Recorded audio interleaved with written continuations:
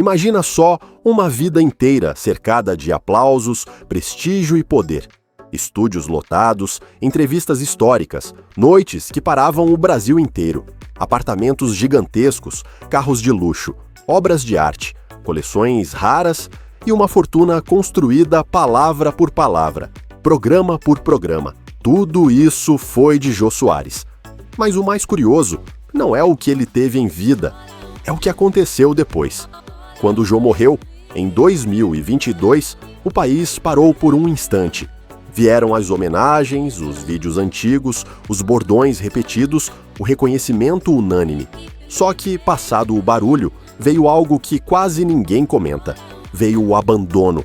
Luxos que antes eram vividos passaram a ficar fechados.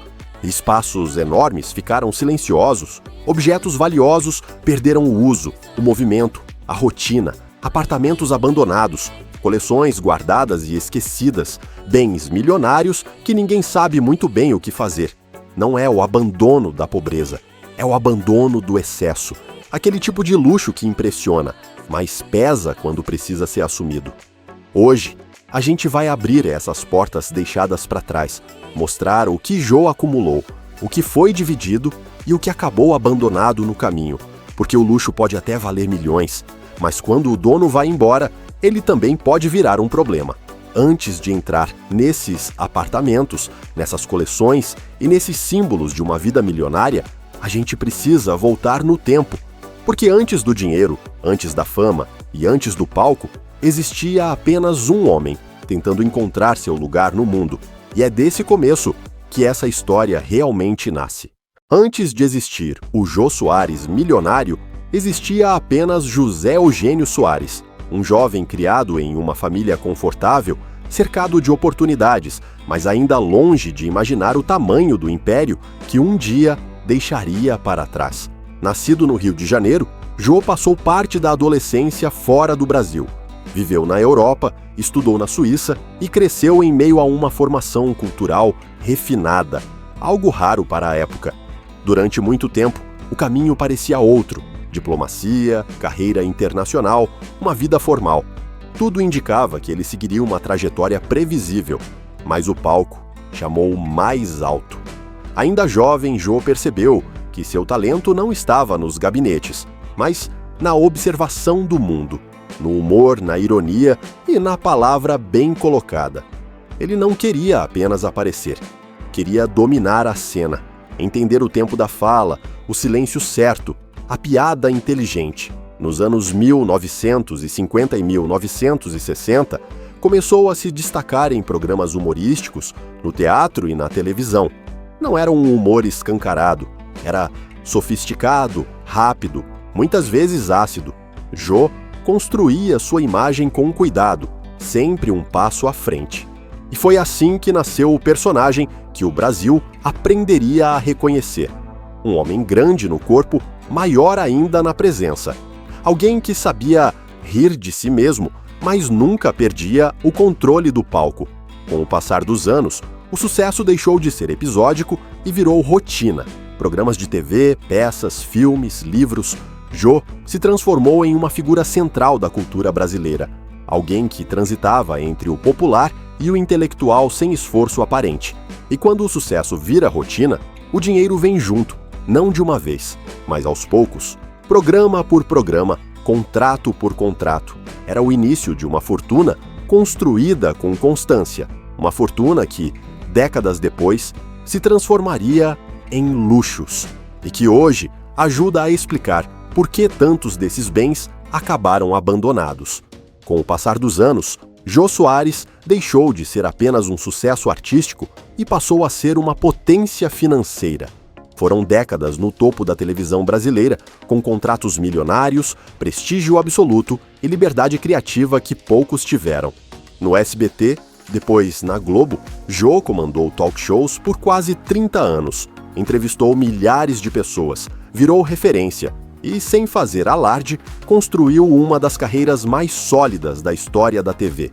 Cada programa rendia não só audiência, mas dinheiro, muito dinheiro. Além da televisão, vieram os livros, best-sellers que venderam centenas de milhares de cópias, peças de teatro, roteiros, Direitos autorais, que continuaram rendendo mesmo quando ele já não aparecia mais no palco todas as noites. Quando Jô morreu, estimava-se que sua fortuna girava em torno de 50 milhões de reais, um valor que não veio de apostas mirabolantes nem de escândalos, veio de constância, tempo e domínio absoluto do próprio espaço. Mas o dinheiro, quando cresce demais, precisa de forma, e a fortuna de Jô ganhou endereço. Ela virou imóveis em bairros nobres, virou carros de alto padrão, virou obras de arte, coleções, objetos raros, virou uma vida cercada de conforto e excessos discretos. O problema é que o dinheiro continua existindo depois que a pessoa vai embora. Os bens continuam ocupando espaço, exigindo manutenção, pedindo decisões, e foi exatamente aí que começou o impasse, porque sem herdeiros diretos, sem alguém que naturalmente assumisse tudo aquilo, parte dessa fortuna ficou suspensa no tempo. Luxos caros demais para serem ignorados, mas complexos demais para serem simplesmente repassados. Não é que o dinheiro sumiu, ele só perdeu o dono. E quando isso acontece, o que antes simbolizava sucesso pode rapidamente virar peso, principalmente quando esses luxos são grandes demais para passar despercebidos. E o maior exemplo disso estava bem no coração de São Paulo. No meio de uma das regiões mais nobres de São Paulo, existia o centro físico da vida de Jô Soares, um apartamento duplex em Higienópolis que mais parecia um palácio urbano, escondido atrás de portas discretas e ruas arborizadas. Não era um imóvel comum, e nunca foi. Com mais de 600 metros quadrados, o apartamento ocupava 2 andares inteiros. Tinha biblioteca própria, salas amplas, quartos generosos e até uma sala de cinema particular, montada para que Jô pudesse assistir aos filmes que amava, longe de qualquer olhar externo. Havia também um detalhe curioso e pouco conhecido: uma pequena capela particular, construída dentro do imóvel, um espaço íntimo, silencioso, quase invisível para quem visitava a casa. Durante décadas, aquele lugar foi refúgio, escritório, palco invisível. Era ali que Jô escrevia, lia, recebia poucos amigos e se afastava do personagem público que o Brasil conhecia. Mas quando ele morreu, tudo isso ficou para trás. O apartamento, avaliado em cerca de 12 milhões de reais, foi colocado à venda. E foi aí que o luxo começou a mostrar seu outro lado. Mesmo localizado em uma área nobre, mesmo gigantesco, mesmo carregando o nome de um dos maiores artistas do país, o imóvel não encontrou comprador com facilidade. O preço caiu, o tempo passou e o duplex permaneceu fechado, um espaço feito para ser vivido, abandonado, não por falta de valor, mas por excesso dele. Manter um imóvel desse porte custa caro, adaptar um espaço tão pessoal é difícil, e morar onde alguém passou os últimos anos da vida carrega um peso que o dinheiro não resolve. O que antes simbolizava sucesso virou um problema prático: condomínio alto, manutenção constante e a pergunta silenciosa: quem vai ocupar isso agora? Hoje, aquele apartamento segue como um símbolo perfeito do que aconteceu com parte da herança de Jô Soares, grande demais para ser ignorado, pessoal demais para ser facilmente assumido, um luxo abandonado em plena São Paulo. E o curioso é que esse não foi o único excesso da vida de Jô que acabou sem destino claro, porque fora das paredes do apartamento existiam outras paixões, mais rápidas, mais barulhentas e igualmente difíceis de abandonar. Fora das paredes silenciosas do apartamento, Jô Soares também cultivava luxos bem diferentes, menos estáticos, mais rápidos, mais ligados ao prazer pessoal do que à imagem pública.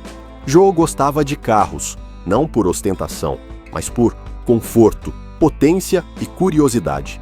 Ao longo dos anos, sua garagem abrigou modelos de alto padrão, daqueles que não passam despercebidos, mas também não gritam riqueza. Entre eles, um Land Rover Defender usado no dia a dia, robusto, quase contraditório para alguém associado a estúdios e poltronas confortáveis. Teve também um BMW Série 7, símbolo máximo de luxo executivo, além de modelos como Mini Cooper e Chrysler 300C, carros que misturavam elegância e presença. Um detalhe curioso chama a atenção até hoje: o Volkswagen New Beetle vermelho, que Jô ganhou de presente de Roberto Marinho. Um carro simples perto dos outros, mas carregado de simbolismo que ele manteve por anos. Mas se os carros eram uma paixão visível, as motos revelavam um lado ainda mais inesperado. Jô pilotava desde jovem e nunca abandonou totalmente as duas rodas. Entre suas preferidas estava uma Harley Davidson Fat Boy, pesada, barulhenta, quase um oposto da imagem do intelectual refinado que o público conhecia. Esses veículos não eram apenas meios de transporte, eram fugas, momentos de liberdade longe das câmeras. Depois da morte de Jô, muitos desses luxos simplesmente perderam função. Alguns foram vendidos, outros ficaram guardados, alguns, até hoje, quase não são mencionados. O problema não é o valor, é o sentido, porque assumir um carro de luxo é fácil, assumir a história que vem junto, nem tanto. E assim como o apartamento, essas máquinas acabaram entrando no mesmo limbo silencioso, não completamente esquecidas, mas abandonadas no uso, no cotidiano, no movimento. E se os carros e motos revelavam o lado mais impulsivo de Jô, havia outro tipo de riqueza ainda mais delicada de lidar, uma riqueza que não se mede em velocidade, mas em memória. Se os carros e motos mostravam o lado mais impulsivo de Jô Soares, o que realmente definia quem ele era estava dentro de casa, longe do barulho, longe da velocidade, em silêncio. Jô construiu ao longo da vida um acervo impressionante. Mais de 5.000 livros espalhados por estantes que ocupavam paredes inteiras do apartamento. Literatura, história, filosofia, artes, biografias, uma biblioteca que não era decoração, era ferramenta, era companhia. Mas os livros não estavam sozinhos. Entre os cômodos havia obras de arte originais, quadros, esculturas, objetos raros, relógios de luxo, canetas de coleção, joias discretas, peças escolhidas com cuidado, muitas delas carregadas de histórias pessoais que só ele conhecia por completo. Esse tipo de luxo é diferente. Não chama a atenção à distância, não aparece em fotos de revista e justamente por isso é o mais difícil de herdar. Depois da morte de Jô, grande parte desse acervo ficou guardada, fechada, abandonada no uso. Não porque não tivesse valor, mas porque tinha valor demais. São objetos que exigem contexto, exigem compreensão, exigem alguém disposto a conviver com a memória de quem os reuniu. Isso nem sempre acontece. Parte dessa biblioteca foi destinada à doação, seguindo um desejo expresso do próprio Jô, uma tentativa de dar movimento ao que havia ficado parado, de transformar o abandono em continuidade. Mesmo assim, muitos itens seguem sem destino claro, guardados, catalogados, protegidos, mas longe da vida cotidiana. Esse é o tipo de herança que o dinheiro não resolve. Você não compra significado, você não herda intimidade. E assim, entre páginas fechadas, quadros encostados e objetos silenciosos, ficou talvez o abandono mais simbólico de todos, o abandono da rotina intelectual de alguém que viveu cercado de ideias. Mas toda herança, cedo ou tarde, precisa de decisões práticas. E quando chega esse momento, o luxo encontra a realidade. É exatamente aí que a história entra em seu capítulo final. Quando Jô Soares morreu, não deixou apenas bens, deixou decisões. Sem filhos vivos e sem herdeiros diretos, ele organizou sua partida como organizou a própria vida, com método, clareza e controle. Um testamento detalhado definiu quem ficaria com o quê, tentando evitar conflitos e dar algum destino ao que havia sido acumulado ao longo de décadas. A maior parte da herança ficou com Flávia Pedras, ex-esposa e amiga próxima até o fim da vida. Além dela, funcionários antigos, pessoas que conviveram com Jô no dia a dia, também foram incluídos. Um gesto raro, que chamou atenção justamente por fugir do padrão. Mesmo assim, nem tudo encontrou caminho fácil. O apartamento segue fechado por longos períodos. Objetos continuam guardados. Coleções permanecem fora do alcance da rotina. O luxo existe, mas não circula. O dinheiro está ali, mas não resolve tudo. Porque herdar não é apenas receber, é assumir histórias, memórias e escolhas que não são suas. E nem todo mundo está disposto a fazer isso.